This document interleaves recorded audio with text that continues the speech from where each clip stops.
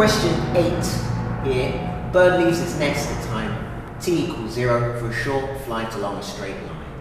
The bird then returns to its nest, so it's gone away and then back again. The bird is modelled as a particle moving in a straight horizontal line. The distance s, meters of the bird from its nest at time t seconds, is given by this formula here. So what we are dealing with is variable acceleration. It is moving in different accelerations, it's got a different displacement, it is done by a formula. Now, as soon as we see the motion is done by a formula, what we need to be remembering is that with displacement, we can calculate velocity as well as a formula for the acceleration.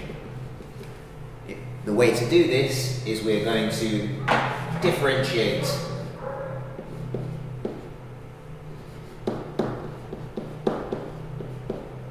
to get, I really regret writing that vertically now, we're going to differentiate to get down here from displacement to velocity or from velocity to acceleration. If I'm going back up, I'm going to do the inverse differentiation, which is integration, and I might as well write that vertically as well, which was just a poor choice all around. So, this is what needs to be popping in our minds as soon as we ever see that displacement or velocity or acceleration is given by a formula. Now, the first question, explain the restriction that time is between 0 and 10. Why is time between 0 and 10? First of all, let's have a look what's happening at that time. So if t equals 0, then s is going to be 1 over 10 times by t to the power 4 minus, 0 to the power 4 minus 20 times by 0 plus 100 times by 0 squared. S is going to be 0. So that is, displacement is 0, the bird is at its nest. What happens when time is 10? Well, I'm not going to show you me putting this into a calculator, but we would also get out is the displacement is also 0. So the reason why it's between 0 and 10 is because at 0 the bird is at the nest, and at time 10 seconds is when the bird returns to the nest. Both of these have displacement of 0, which is what I would write as a sentence if I could be bothered. Part B is where the maths gets a bit more interesting. Find the distance of the bird from the nest when the bird first comes to instantaneous rest. Now, marking people's work, what I've come across far too often is people just using their graphic calculator, plotting the graph, reading off a value, writing it down. This is 6 marks, and you're going to lose most of them, if not all of them. The way to do this is mathematically, your graphic calculators are there for you to check things and to make sure of things.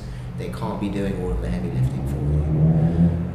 So, distance the bird from the nest when the bird first comes to instantaneous rest. What does it mean when something is at rest? That means it's not moving. That means that the velocity is 0. Now, my displacement is a formula. If I want to get to velocity, as I mentioned previously, I need to differentiate this. So, if I was to differentiate this, what I would get is that velocity is 1 over 10. Nope. It's going to be 1 over 10 times by 4t cubed minus 60t squared plus 200t. Now, what I need to do is put that the velocity is 0 into this. So this is going to be equal to 0.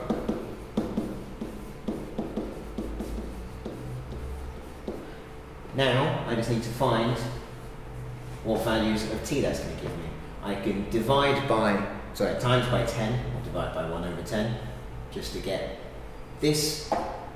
I can't divide by t, technically, because that's me losing a variable. What I would do is factorize out t, because they've all got a t in common.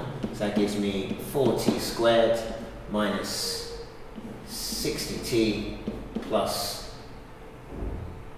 200, that took me a little while. These are all in the 4 times tables. So I would get t squared minus 15t plus 50. And oh, I'm so glad I don't have to use my calculator again. So that would be 0 equals t over 4, t minus 5, t minus 10. So what I've got is 3 times that the bird would be at instantaneous rest. Either when t equals 0, or t equals 5, or t equals 10. So it is at rest when it's at its nest initially. It's at rest when it comes back to its nest. But the first time that it comes instantaneously at rest, when it gets that furthest distance away, is at time t equals 5.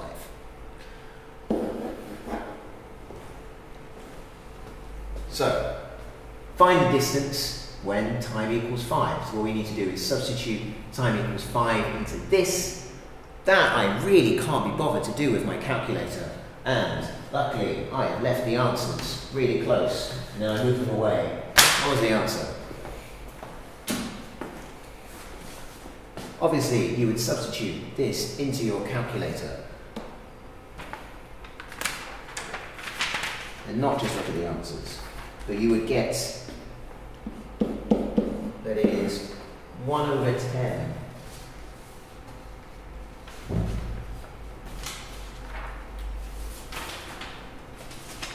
times by 5 to the power of 4 minus 20 times by 5 cubed plus 100 times by 5 squared.